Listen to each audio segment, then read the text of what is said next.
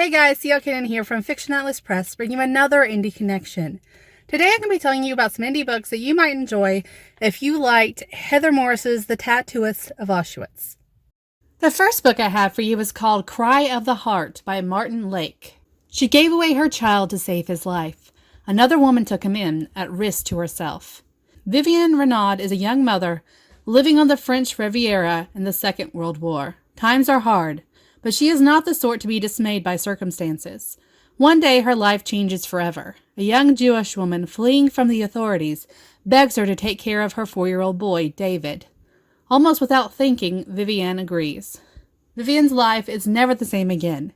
She fabricates a story to explain how David came to be with her, and must tiptoe around the suspicions of her neighbors, her friends, and most of all her mother and sister. She and her husband Elaine find allies in unlikely places, particularly an American woman, Dorothy Pine. But then the world crashes around them. Threatened by Allied military success, Hitler sends the German army to occupy the south of France. With them come the SS and the Gestapo. The peril for Jews and for those like Vivienne who hide them appears overwhelming. The challenge for them now is to survive. The second book I have for you is called Surviving the Forest by Adiva Geffen.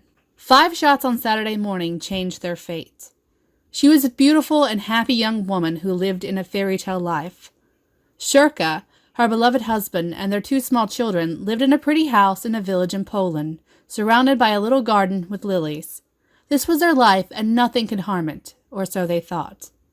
World War II broke out, and though the happy family thought the Germans would never reach their idyllic village, they quickly understood that they were wrong, and their happiness came to a brutal end. The family had to flee their house and find shelter in a neighboring ghetto, where they realized that the Gestapo was taking Jews away on trucks every night, and they were never seen again.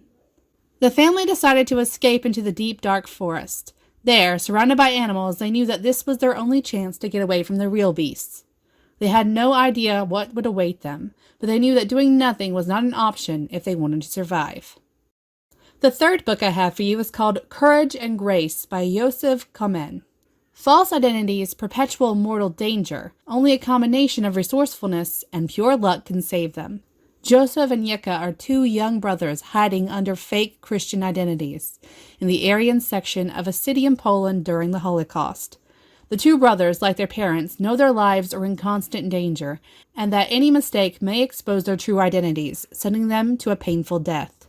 The small family does everything in its power to save itself and is lucky to receive assistance from their courageous Gentile friends.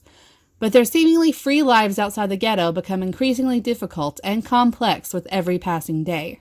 Before their eyes lies only one thing, the extraordinary struggle to stay alive against all odds. And the last book I have for you is called White House in a Gray City by Itzchak Belfer. A lighthouse in the darkest period of human history. Warsaw, August 1942.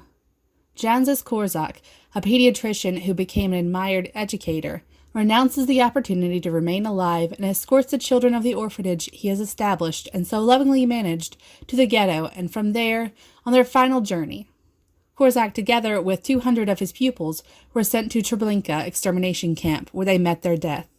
In his book, White House in a Gray City, Itzchak Belfer tells the story of the 8 years of his life in Korzak's orphanage, shedding light on his character and helping to immortalize the memory of this wonderful man. He also describes the saga of his own incredible escape to Russia through the forests of Poland that left him as the sole survivor of a large family, all whose other members perished during the Holocaust. Okay, that's all I have for you this week. I'll see you next week on The Indie Connection. Bye.